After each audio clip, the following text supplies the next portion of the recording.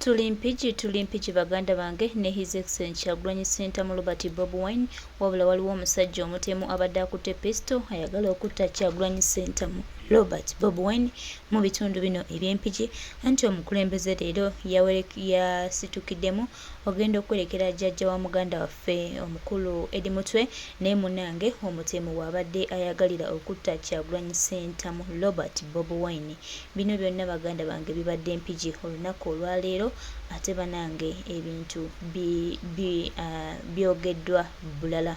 Omutemu ono yabadde yasindikiddwa omukulu abo abatemu betumanyi abatambula abaagala okusanyawo Kyagulanyi Ssentamu Robert Bobi Wine ne muganda waffe embeera bwekyo bweri anti His Excellency Kyagulanyi Ssentamu Robert Bobi Wine munange bwati bwatuuse mu bitundu eby'Empigi olunaku lwaleero baganda baffe mikwano gyaffe tulina His Excellency Kyagulanyi Ssentamu Robert Bobi Wine Mpigi anti muganda ffe Edi Mutwe agenda kwerekera tumwegaseeko okwerekera jjajja mu kitiibwa era nga President Kyagulanyi Ssentamu Robert Bobi Wine tasobola butabaawo kwerekerako jjajja wa mukwano gwaffe Edi Mutwe abeereddewo Kyagulanyi Ssentamu Robert Bobi Wine ebbanga lyonna era nga Edi Mutwe abadde mundu nnene nnyo okulaba nga His Excellency Kyagulanyi Ssentamu Robert Bobi Wine abeerawo ate nga musanyufu ne munange abatemu bo bagenda mu maaso n'okuba nga baketta Kyagulanyi Ssentamu.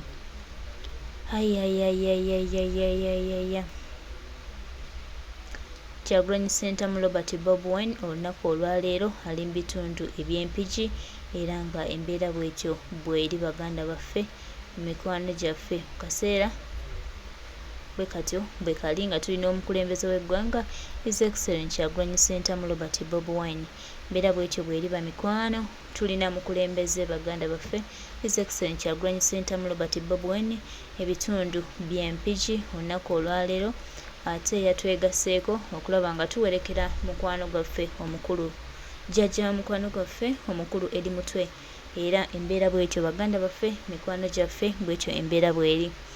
Kyagulanyi Ssentamu Robert Bobi Wine the elected president of Uganda bwe tuli naye mu bitundu eby'Empigi bamikwano teweebuuza ati ate tuliwa tuli Mpigi baganda baffe n'omukulembeze Kyagulanyi Ssentamu Robert Bobi Wine olunaku olwaleero ate history agenda kubeera mulala anti omukulembeze waffe omulungi Kyagulanyi Ssentamu Robert Bobi Wine tuli naye mulo wano mu bitundu eby'Empigi era ng'embeera gy'olaba awo bwetyo bwegenda mu maaso anti omukulembeze w'eggwanga Kyagulanyi Ssentamu Robert Bobi Wine bwe tuli naye mu bitundu eby'Empigi.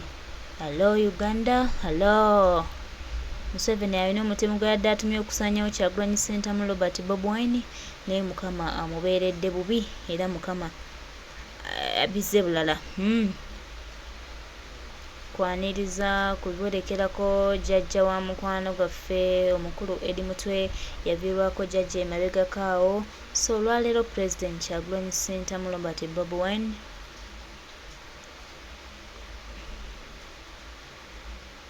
Kyagulanyi Ssentamu Robert Bobi Wine gwe tuli naye mu bitundu eby'Empigi olunaku olwaleero.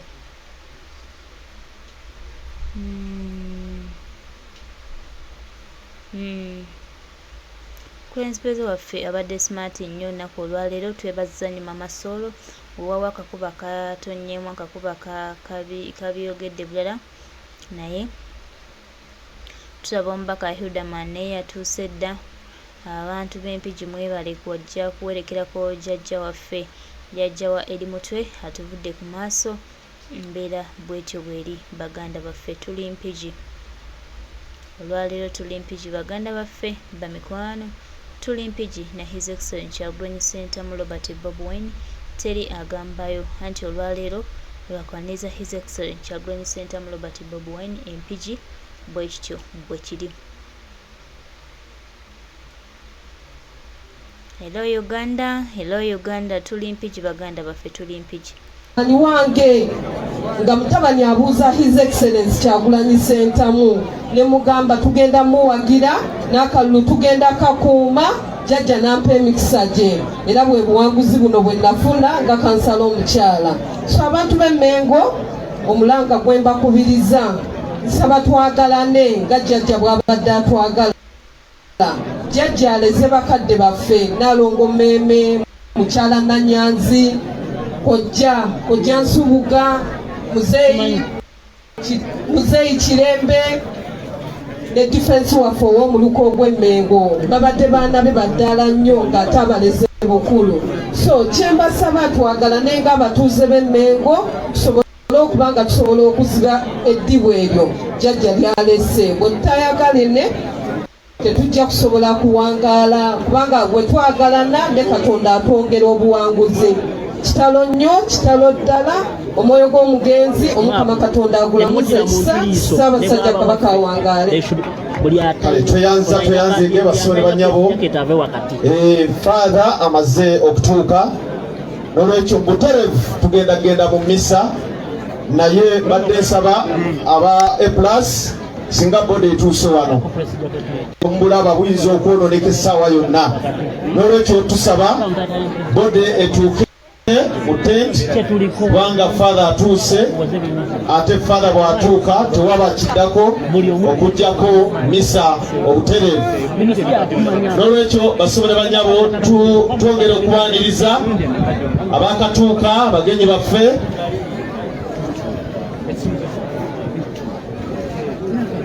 abagenyi baffe mwenna abazze okungubaga tweyanzege tugenda butereevu mu misa era mukimanyi bulungi nnyo misa bwetandika basobola banyabo tubadde tusaba mwenna musiriikirire kubanga tugenda mu mwoyo omutukuvu n'olwekyo tusaba mwenna okusiriikirira kasita misa etandika.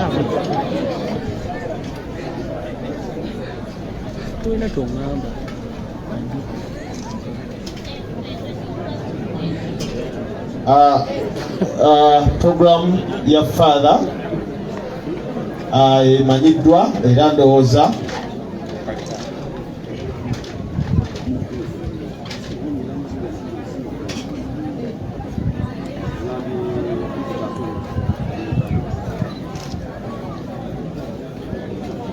basobole banyabo program nga bweri.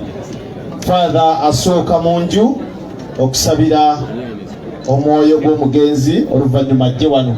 Yeyo program bwetyo bweri naye nga tugenda mu maaso basobole banyabo abakulu abagaaza ttiimu yammwe mugitegeke bulungi. Mu kiseera kino mbadde nsaba okufuna omwami ow'eggombolola owa Kampala Central Ssebo Mwami Muwanga Mpiima ku lwa Ssaabasajja Kabaka ku lw'eggombolola y'amasekkati ojje owe obubaka bwo.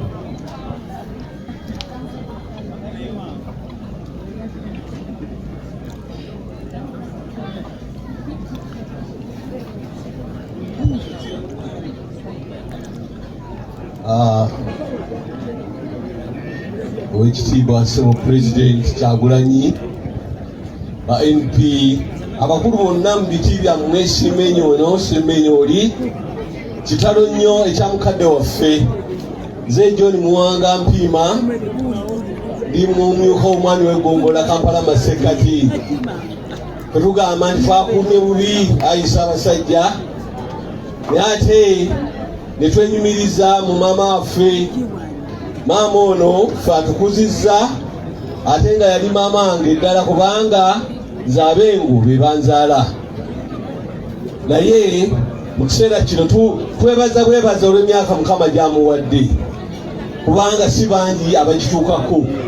Tubadde tubala mu luka gwaffe ogw'Emmengo nga tulaba basigaddemu nga basatu naye kati munnaffe ono naye yawummudde. N'olwekyo twagala Mukama amuwe ekiwumulo eky'emirembe. Bamulekwa abakyaliwo tubasaasidde nnyo naye tubagumya bugumya nti gy'alaze ffenna gye tujja okulaga era kikoze bulungi okuba nti muteeseteese okumuwerekera mu kitiibwa bwe kiti. Kitalo nnyo, kitalo ddala. Nja kusaba bannanga basobola tuyimirire tuyimbe ebitundu bibiri byokka ng'ekyokubiri kyekisuuta Ssaabasajja Kabaka. Okuva edda n'eryo lyonna ine kwanga Buganda yamanyiwa nnyo eggwanga lyaffe bwetuloba ensi zonna twesiimye nnyo olwa Buganda yaffe ekitiibwa kya Buganda kyavaada naffe tukikumenga zinayimba ntya ne sitenda Ssaabasajja Kabaka asaanira afuge Obuganda bwonna naffe nga tulwesiga twesiimye nnyo olwa Buganda yaffe ekitiibwa kya Buganda kyavaada naffe tukikumenga. Ssaabasajja Kabaka awangaale. Kale tweyanzege Sibo President wamu n'abakungubazi mwenna essaawa eno yebadde mulindwa. Father agenzeko mu nju essaawa yonna dda tugende mu mmisa. Mwami Musoke Ssebo Lubagaludi webale nnyo webale eddala okujja okuziika. Kansala Byombya jangu eddakiika emu tetuulina buza ku bantu bano. Omukama mulungi obudde bwonna.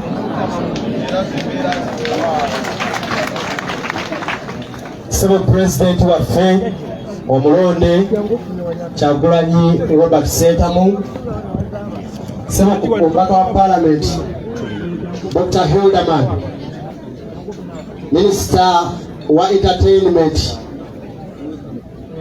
ne Sports mu government yaffe eya NUP, ssebo Ssaabakunzi Head of Mobilization wa National Platform, abakulembeze mwenna mu bitiibwa byammwe, bakadde baffe mu Katonda, abatuuze mwenna bemmenye ne besimenye ensaba w'ekitiibwa Katonda abanywereze ekiro byammwe. Yenze Luyombya Godfrey, Speaker w'olukiiko lw'Eggombolola Nakawa. Wakitiibwa Katonda atusobosezza okujja okusiibula mukadde waffe omukulu gwatulekeddewo guli gumu, kyatulekeddewo muzzukulu Edi Ssebuufu amanyiddwa nga Edi Mutwe eyeewaayo okubeera nga yeegatta ku bannayuganda okulwanyisa nakyemalira. Era ejja kwesanga ebitundu 95 ku 100 tuli wano olw'omuzzukulu Ssebuufu Ezeera ne bazzukulu ba Kayiira ga Kyolo kubanga n'amaka ge tulimu ga Bambogo. Tusaba omwoyo gw'omugenzi Katonda agulamuze kisa ate era atusaasire ffenna nga wetukuŋŋaanidde wano tumuwanjagire atuggyeko nakyemalira twambale engole mu kitiibwa n'essanyu. Wumula mirembe mukadde waffe wangalayi Ssaabasajja Kabaka. Kale tweyanzege butereevu tugenda mu mmisa. Kansala Mwanje Muhammad Lodi Kansala sowe bali kujja ne Lodi Kansala Sembatya butereevu tugenze mu mmisa. Umisa eno entukuvu katwegatte ne bano abeesabidde mu ngeri enjawulo. Mukyala Nakintu Joani Lule asabira omwoyo gw'omugenzi taasa amakaago muzirango munne Omukama agwanize n'essanyu era asabira n'abazirango bonna Omukama be yayita. Omukama abatuuse mu ggulu mu kwesiima naddala taata we Bedi Kayosa. Mwami Matiya Kajjagaali asabira omugenzi jjajjaawe Alexa Nakindi